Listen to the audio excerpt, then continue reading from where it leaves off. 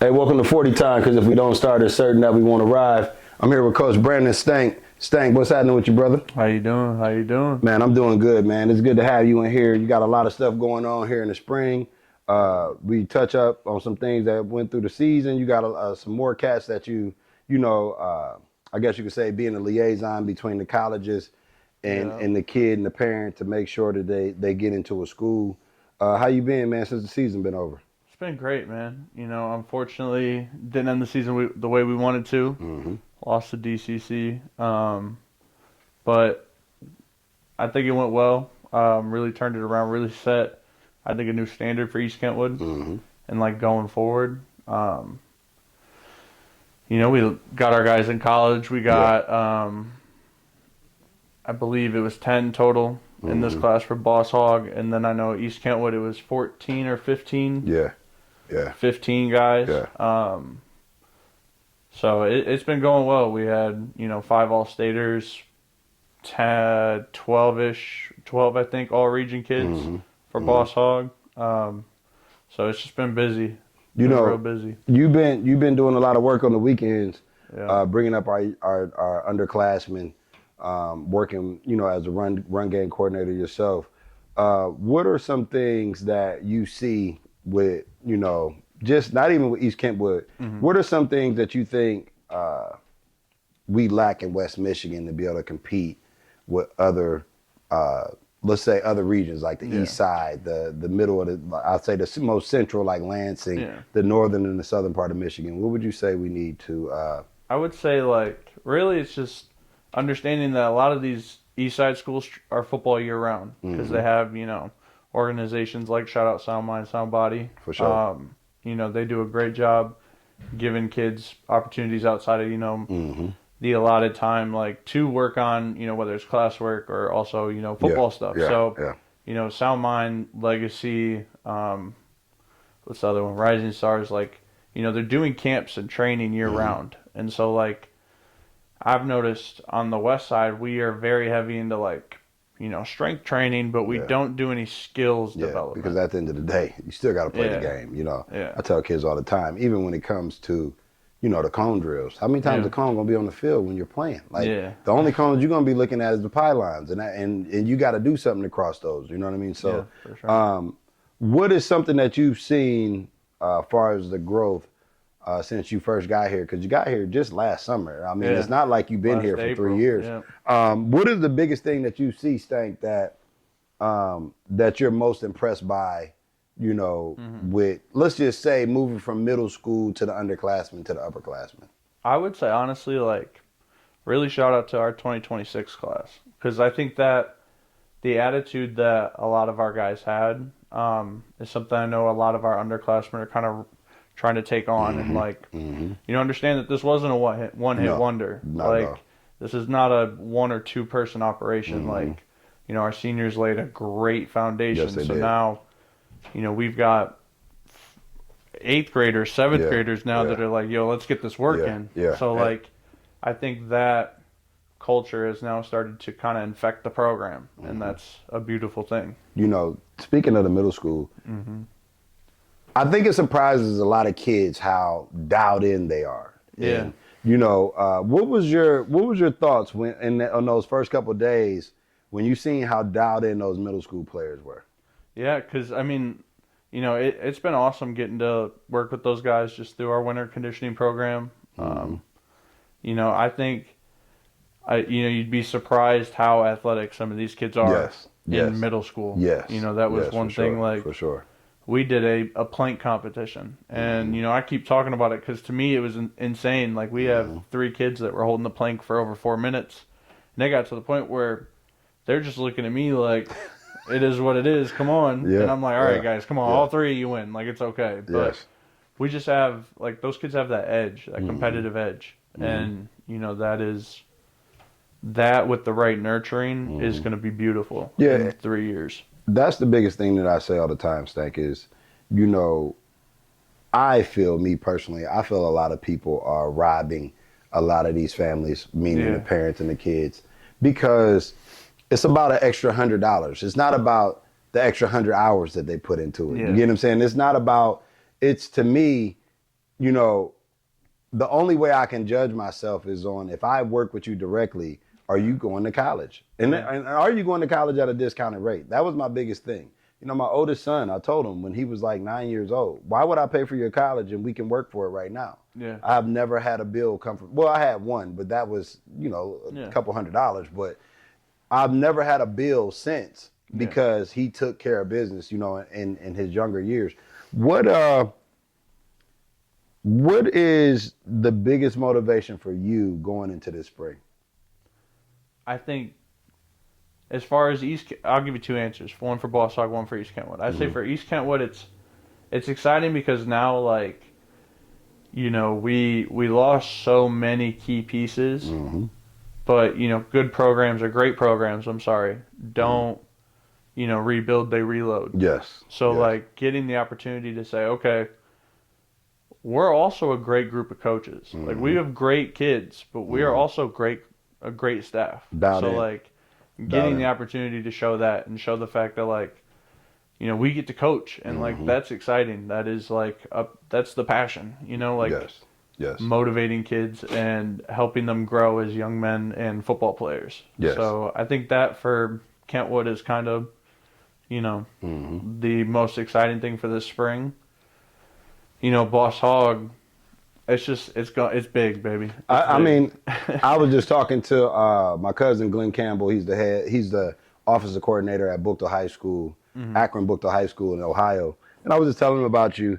And, you know, Boss Hog to me is something that I used to talk to Ruben Riley about this like back in 2014. Like, dude, like I would always see the moms and the dads, like dad is 6'8", mom is 6'4", and they're definitely like, they're not basketball players. You can tell, like, you know, and I'm just like, why is this kid not locked into being a lineman like from jump? You know what I mean? Like you're not a receiver, you're not a quarterback, you're not a running back. You are going to go be the top 10 draft if you start now. Boss Hog, just like a sound mind, sound body, is something that you imagine like, man, this would be dope if we did this, if we did this.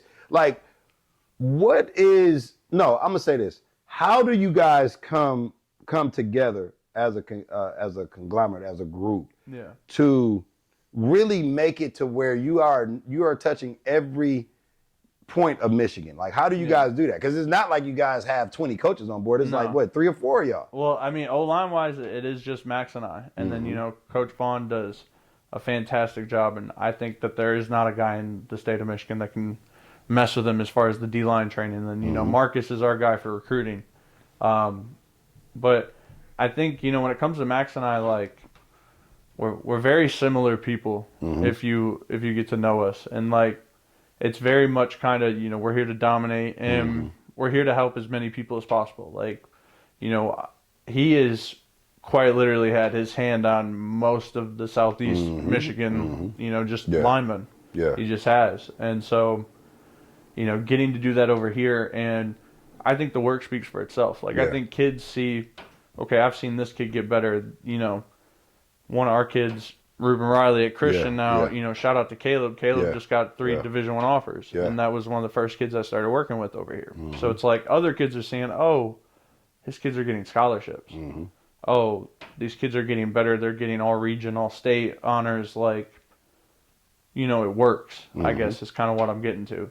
You know, there's social media looks great, and like, you know how I am about social all media. the drill videos look cool. You know, everybody's a content creator, but it's like, at the end of the day, our kids going to school, and our kids going to school for free. See, you know, for me, I don't call them, like, when it came to training, I could never call them, like, when I'm doing this is creating content to me. But I'm a competitor creator when it comes to training. Like, you know, I like go do all that fancy stuff. We're gonna work on one thing this month, and then we're gonna work on 2 things. It only takes 3 things to be great. And I might be making a general statement, but you know, for me, I always say the proof is in the pudding. Like, look how my players play. Like, if I stamp a kid like you guys, and I'm not trying to talk about myself, we're talking about Boss Hog. Can you explain what goes into making a Boss Hog Academy I can't even say alumni because they're all playing. What comes into being a boss hog client? Like what all does it take? Because I remember when I first started training, people would look at my videos and go, "You expect me to do that?" No, I don't expect you to do that. I'm trying to just get your attention. So what goes into being a boss hog client, like a boss hog athlete? Yeah. I think like at the end of the day, it's just coming with the right attitude. Like knowing that you are coming to get work in the run game, pass game. We go over, your footwork, your speed. Like we're doing all of it, and it's just understanding like you got to come here. You got to have that dog mentality. Like it is not.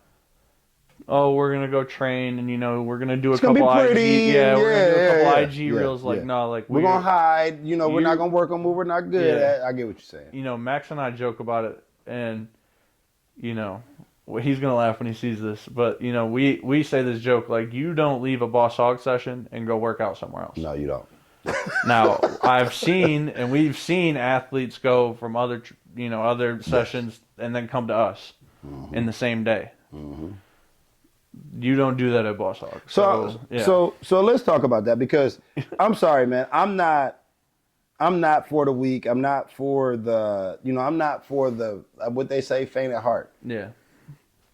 Explain what you mean by when you come here, you're coming to work. Like when you come here, this is not a pit stop. This is not a activity. This is productivity at its best. Can you explain what that looks like? Yeah, I mean, I think a lot of our, like, as far as the actual O-line work that you get, like, you're coming here, you get very, in one of my sessions, you can have a 12-year-old and an 18-year-old. Mm-hmm. Now, the beautiful thing about it, and I know Max is the same way, like, the beautiful thing about it is we structure our things to where I can have one drill, and, both the two age groups are working on something, but, the older kid's going to have it a little more complex.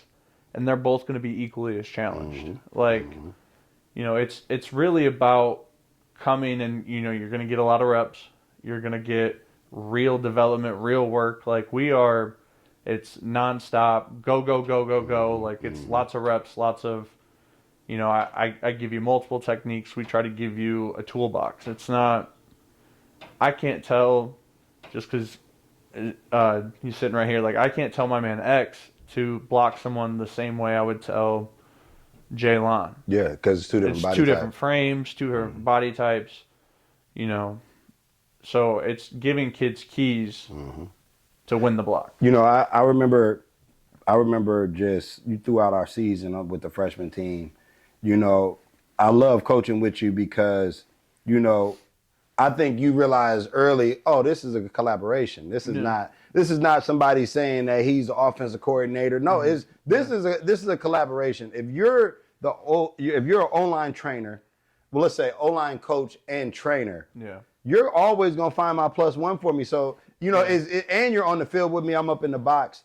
I say this. I was talking to one of the coaches that I really love. I love Keith Reed. Yeah, he's the run game coordinator for the varsity. Yeah. And he said something about you. He said, the reason why I love how Stank trains is because everything translates right into what we're doing. Yeah. Like, and that to me is training.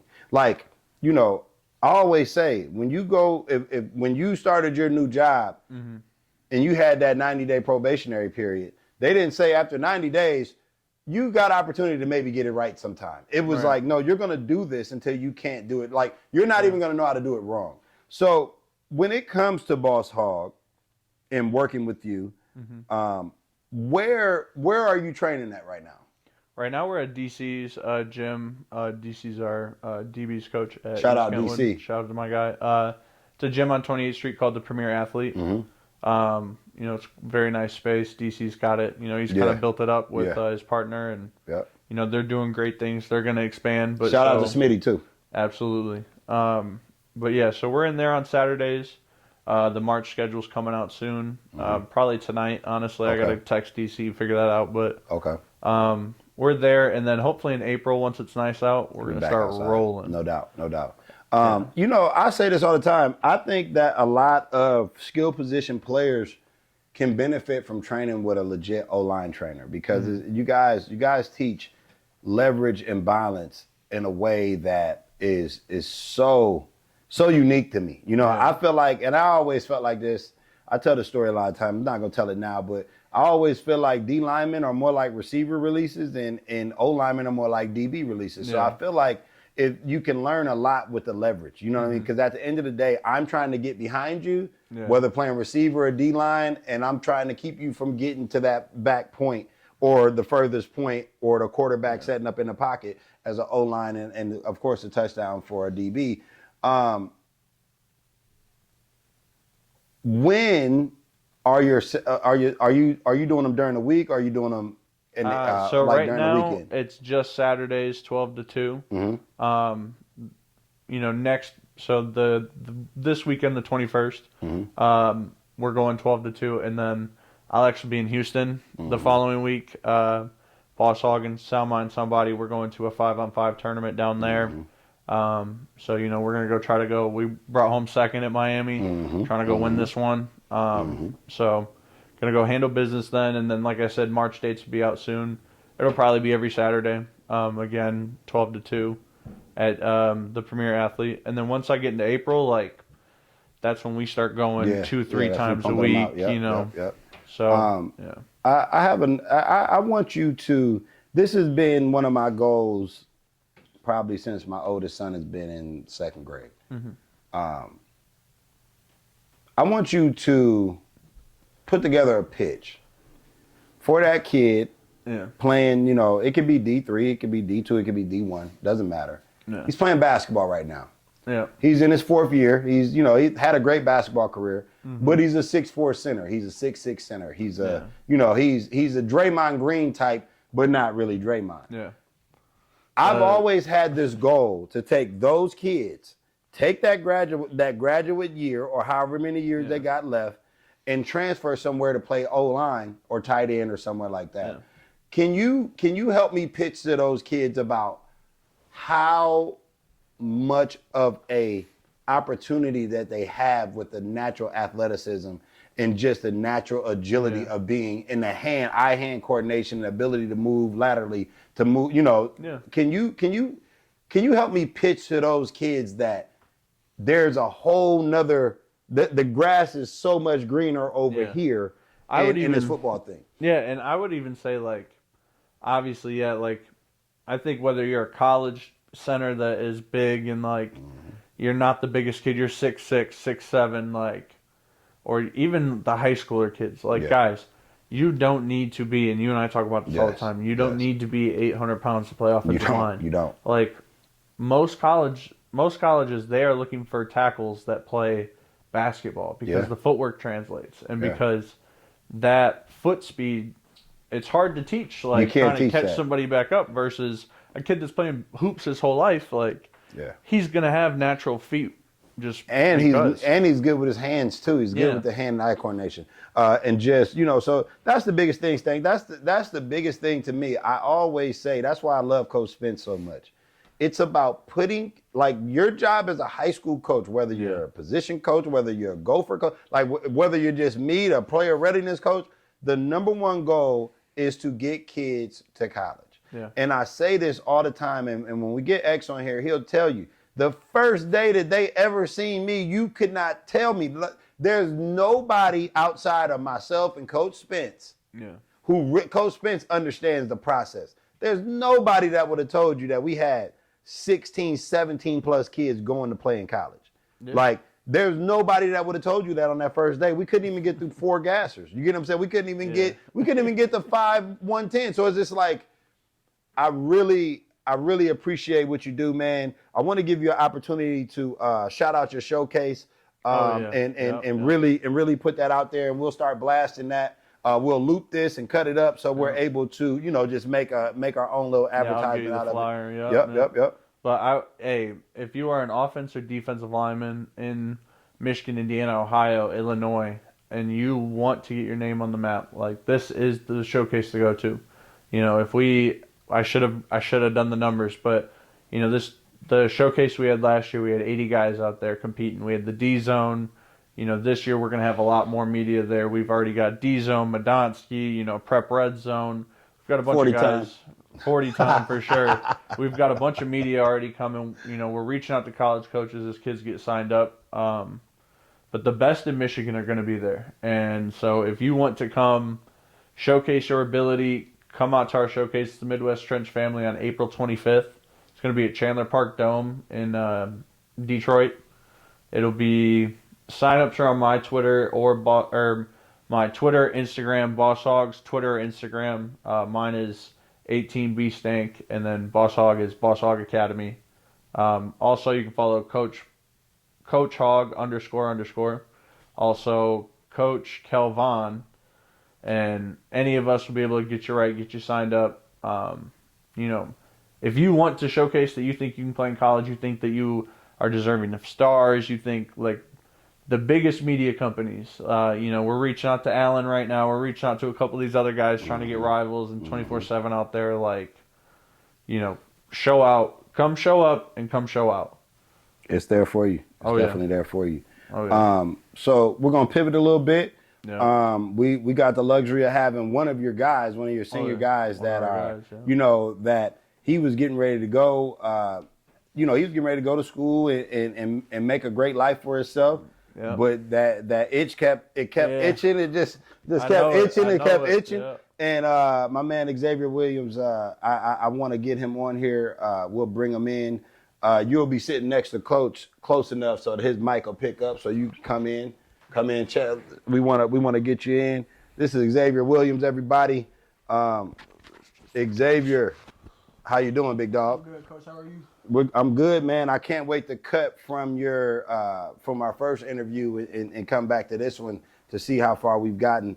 I want Coach Stank to, give you a good edification right now and just tell everybody as your coach, as somebody that's actively in your recruiting, what type of improvements that you made from day one to now, and how great a leader you were from day one. So we'll let Coach Stank speak up for that. Yeah, like we talked about, I was here last April, but even in that year, because you were at my first session. Yeah. In East Kentwood ever. So, like I've been telling, the coaches, you're a great leader. You've been, a super smart piece. We talk about it in our staff meetings right now. Like, we're watching film and we just see like a block that you make and it's like, damn, how do you replace X? Yeah, hey, look, Dark Man X, man, for real. How do you replace that? And when you have guys like bigger personalities like Bari and Charlie, you almost feel like you get lost behind that. But you definitely did not. Definitely. You and Isaiah for sure. We look at our offensive line right now. It's like, damn, we have 4 holes to fill that are like holes. And it's not a knock against the new guys. No. I really, there was nothing I always tell this story about the skill players. They went to 7-on-7. Yeah. And so on this day, and I still got this footage, and I'm gonna put this on there too. I'm gonna edit this in. And I was just working with the Hogs. I called them, and it's crazy. I called them the bosses. I called them the bosses. You know what I mean? So I'm working with the Hogs, and it's crazy. You came in, Boss Hog. Yeah. I don't want to say that you stole my stuff, but it's all good. You know what I'm saying? Y'all had it before I knew you. But it was like they made their mind up that day. Yeah. Like they made their mind up. Like I remember that day like it was yesterday. They made their mind up, and they just went full steam ahead and just through their junior year, through their senior year. X, man, how do you feel about giving yourself an opportunity to be like, you know what, I'm not gonna play, and then being like, the teams are reaching out to you like, wait, what do you mean you're not gonna play? Like, how does that feel? It's just like kind of a surreal feeling to me because it's like my junior year I didn't really play that much. Mm-hmm. I only started in 1 game, and it's like I thought my football career was gonna be done after high school.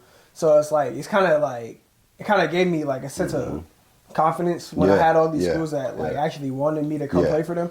And it's kind of like a comforting feeling too. It's like knowing I have a place to call home for like at least the next 4 years. Yeah, a place that I could go and be like a valuable part of somebody's team. For sure. So, you gave a quote, and I'm like I said, I'm gonna edit this in. You gave a quote, and I literally, as a grown man, I it's not that I started living that way, but it was such a good quote. I'm just like, you really were giving me some game. You know what I mean? How does it feel to your dad played in college, your brother played in college. How does it feel to know that you're cut from that same cloth? You know what I mean? Like how does that make you feel? I mean, it just like, man, I don't even know, to be honest. It's a feeling that, like, even my dad, he's like just so proud of me, like watching me play this entire senior season, and I just love making him proud. I love making my entire family proud. For sure. Shout out to Pastor Troy. Yep. I see you. I see you every single Sunday sitting in the first 3 rows at church because I'm always back up in the balcony. How much does your faith play into how you approach the game of football? Really, in everything I do, to be honest, because I know, like, everything I was given, my strength, my physicality, even my personality, it was all from God. No doubt. Like nothing I own is truly mine. Fact. So every time I walk out on the field, or like every time I walk into a training session, I know that I'm going to be I have an opportunity to use these gifts in a way that I could make myself the best version of me that I could be. So Stank, as his coach, and I know you have to shoot out, but as his coach, can you see that? Like when he's showing up to practice every day, like you said, when you're watching film, can you feel that as a coach? Like, can you feel that as somebody that you know is not taking it for granted? Like, is that something you can see and feel? For sure. Like, I know Castor, Castor loves X. Like, that is, like, his guy. Like, shout out to Castor. For sure. Even the times I do get to spend, like, it is that, and I think it goes back to, like, when I think of our 2026 class, like, my majority of it is kind of the O-line guys. Like, I think the attitude that they brought every day to practice was, it made it fun. Yeah. You wanted to come, even as a coach, it's like, okay, I get to come work with, like, a group of guys that not only wants to be there, but, like, it makes your time enjoyable and you get real work done. Yeah. And, like, I think, like, you spoke to it, I got to see kind of the transformation from April to going into camp, and we're still everyone's kind of looking around like, okay, what is this offensive line? Like, Charlie's coming off an injury. Chris is a junior. We got a couple of injuries and question marks with guys, and, like, knowing X was a solid piece all year, no matter what. Like, it was kind of just, we got 1/5 figured out, or always knowing that he's going to be consistent. So I think that, like, just offensive coaching staff wise, I think that was one thing we knew. Having X was like, okay, we have a consistent piece that can play guard, tackle for us, like, whatever we need. So I think that, like, you can see it just the way he approaches preparation. Preparing for practice, preparing for, whoever we play that week. Like, you definitely see that for sure. So Stank, as you're getting ready to go, what advice can you give to X as a former collegiate offensive lineman, as his coach, as his trainer? What are some things that you could leave him with that can really help him get through those dog days, because it is dog days of competition? I feel like you're ready. I felt like your junior season got you ready for that competition. That's why it's like the transfer portal drives me crazy, because you're really forged and fired. Like like if somebody is in front of you, there's a reason why they're in front of you. It could be any reason, but I just can't go where it's gonna be given to me. Now, don't get me wrong. I agree. I like whether it's right or wrong, I agree with it. Like, let kids make their mind up. But I really think your junior season, just the way that you had to deal with that and had to look yourself in the mirror over and over and still show up, and you never were about yourself. I think that's what's going to get you ready. And Stank, what would you say to him is, some of the biggest things that he needs to look out for? I mean, I think that, like, just staying true to yourself and, like, understanding it's all part of a process. Like, you're going to go into camp, and some guys are going to make the travel team right away. Some guys are not. And I think also understanding that, your life can change in a year or 2 years. Like, if really hard work, your life can change in a year. College, man, you're so much of a kid right now. Like, I can't even explain that. Like, and just cherish it.